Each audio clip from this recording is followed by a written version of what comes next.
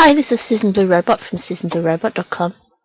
I'm here today to show you another one of my pop-up books that I've just finished making. I used Scrappy Doo's images, and I finished the book using the Scrap Factory's new release of the graduation outfit. I started in Pop-Up Card Studio and worked my way through setting it all up.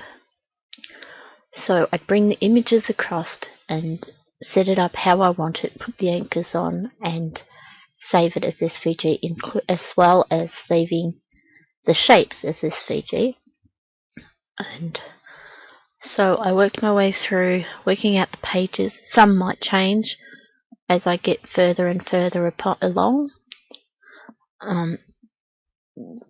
Setting up the apples and things, I would take the apples off and the boy off before saving it as SVG and saving the shapes.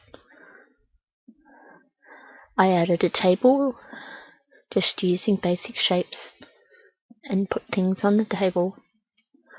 As I was saying, things change as I'm making the book.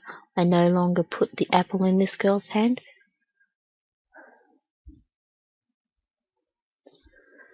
I ended up using this school building and for the front cover, and put the small school building in the back of this one, setting them up so they're hand in hand. And this one, they were sitting behind a table of their own, so I joined the table, made it longer, and stood them behind the table. This is the small school that I no longer used with the bus, and I used the flag. This was originally an American flag, but of course I made an Australian flag, which I used on the front cover. Then this is the Scrap Factory's graduation set. So then what I did is took it across to make the cut and set it all up with the mats for the sky and the backgrounds and all the bits and pieces. And once I did that, then I set it out, all the pieces that needed to be cut. So in this picture, that's nearly everything except for the graduation kids and the odd background fillers that I didn't realise until after I'd finished cutting and making the book. So here I started cutting. I cut all my white pieces. These are all the backing, so I knew how big to build the things, and the bits like the eyes and things like that, and they're all placed on top of each one that it belongs to. I spent time making sure that when it's cut out, I'd know which one was which. And I cut all the bodies out. Well, this is nearly all the bodies, but it wouldn't fit on one piece of cardstock. So with that, I knew exactly where I'd put each body for each stack. And they're the last bits that I had still to cut. And so then I laid them on where they belonged. And I continued. I cut all the grey, all the black pieces, all the light grey pieces, all the green, all the yellow, and then I stacked them all where they belonged. I still stacked them as I cut them, like I stacked the black on and then went ahead and cut more and more. And I went ahead and cut some more colours and put them in their right places as I cut them. I cut the hair. Then I was nearly ready. start putting them together. So I inked up the flesh and the pieces, the hair, and then I started putting them together. I hadn't put the hand on this because I thought I was going to put the apple in her hand, so that's as far as I got with that one. Then I put the boy together, inked it all up and put it together. Then this was a little bit more fiddlier, but I put the flag all glued together. Then I went through. I couldn't put the boy's hand on just yet because I had to build the girl, because the boy's hand went in front of the girl's hand. So I inked up all the pieces and put it together. I did a bit of pen work on it. I was finally seeing that I was finally getting somewhere after days and days and days of preparation. Things were starting to come together. So I continued making up the dolls. Of course, I didn't put his hand on or the apple because I hadn't made the apple yet.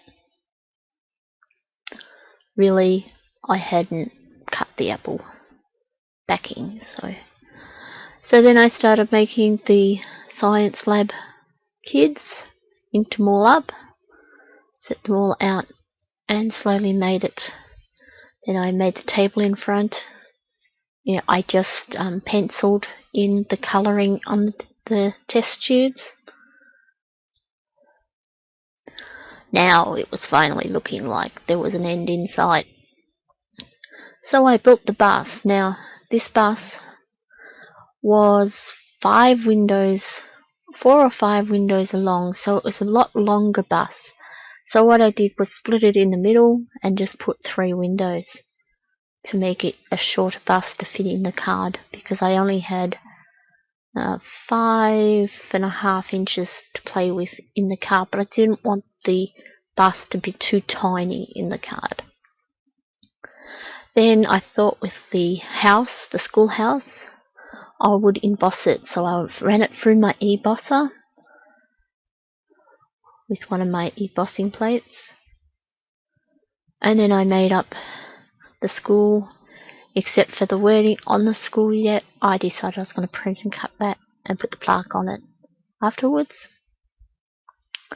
So then I made up the 2 size schools, and that's when I decided I was going to use the biggest one on the front cover of the book as well as the flag. So here we are, we've made them nearly all, and then I realised the reason I was making this book is because I really liked the graduation set that Scrappy Doo brought out for Scrap Factory, and I hadn't even cut the graduation kids. So I went ahead, generated the pop-up for that, and then cut the pieces and slowly went through the colours that I wanted, having to find the light green for the sashes, because when my husband graduated, his was a Bachelor of Computers, and he had the light green sash, so I thought I'd do that colour. And so here we have the girl. Oh, and suddenly the boy was made without taking photos in the meantime. And now we have nearly the complete set, except for the little tiny bits and pieces like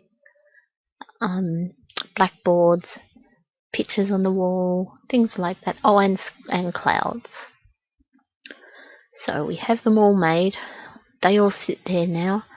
And now it's time. I've cut out all the pop-up, all 10 pages of the pop-ups, ready to be folded. And here they all are now, all stacked, ready, folded. Not stacked neatly because I wanted to make sure that you see in the photo.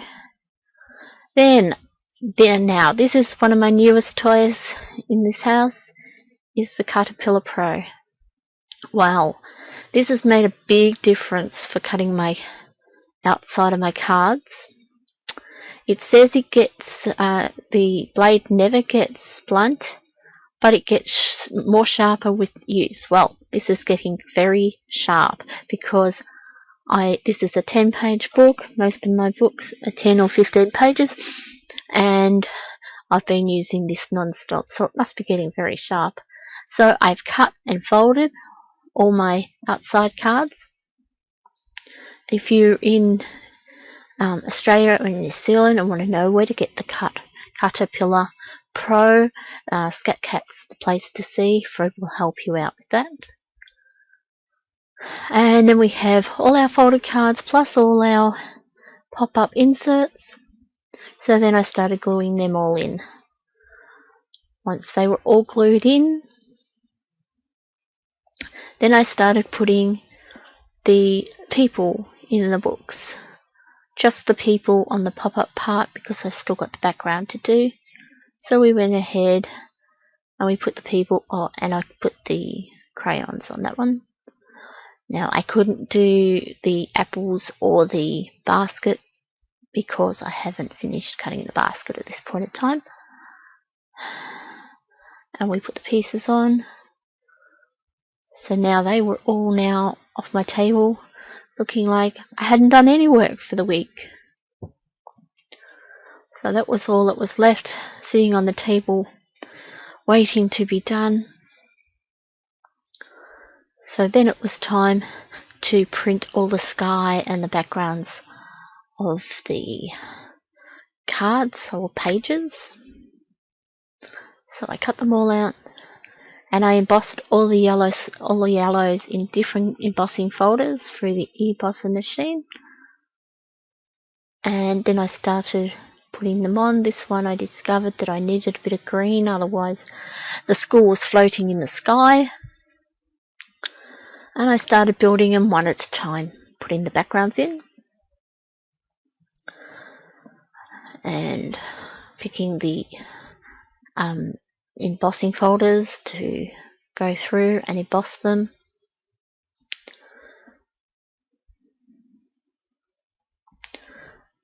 And then thought, oh, I forgot the globe on the wall there, but I'll come back to that. And we'd done all the pages, so then it was time for the print and cut. Now, let me say at this point in time, I'm not a story writer, but it took me about 24 hours to think of what I was going to put in the pages, so I set them all up for print and cut. These were all the background bottoms. So then I cut them all out. They were all ready to go in the book. That was just a matter of gluing them in the book. So now the book is nearly ready to glue all the pages back to back. Then, after they were glued back to back, it was time to decide what I was going to decorate the trims with. So I cut out all these clouds. Of course, there's far too many clouds there, but I'm always happy to have extra clouds sitting on my table in case I make a card or a book page that just needs 1 or 2 clouds. So there my book was together. Here is me measuring up the book for its covering. So I went out, cut the covering cardstock. I couldn't cut, it's one thing I can't do is cut my mat board on my Caterpillar, so I went out and did that on my other cutter out the other room. So I binded the book. It was all binded, making sure that I had that extra piece at the spine of the book. Then I placed in my ground covering, and then I put my school and my flag on. I also did my print and cut at this point in time and put my school logo on the front of the school. And here we go with all the trims. This is my book.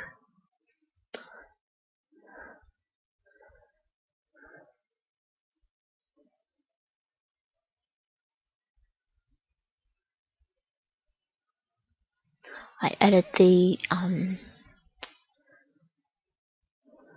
blackboard for this one, and I can't see if you can see what's in the very right hand corner of the blackboard, but I guess you can sort of guess what it would be: a robot. And of course Martin enjoys art class, and of course he's drew a robot for the teacher to put on the wall.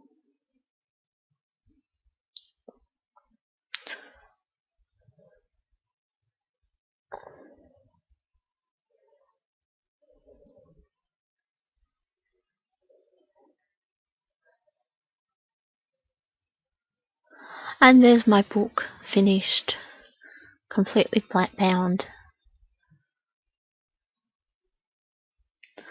And this has been Susan Blue Rabbit, SusanBlueRabbit.com. I've used Scrappy Doo's images. I'll put a list on this video. And I've also used Scrap Factory, Make the Cut, Pop-Up Card Studio, and if you'd like to purchase any of them, if you follow links from my blog, it'll help support my blog. This has been Susan Blue Robot from SusanBlueRobot.com. Thanks for visiting. Bye for now.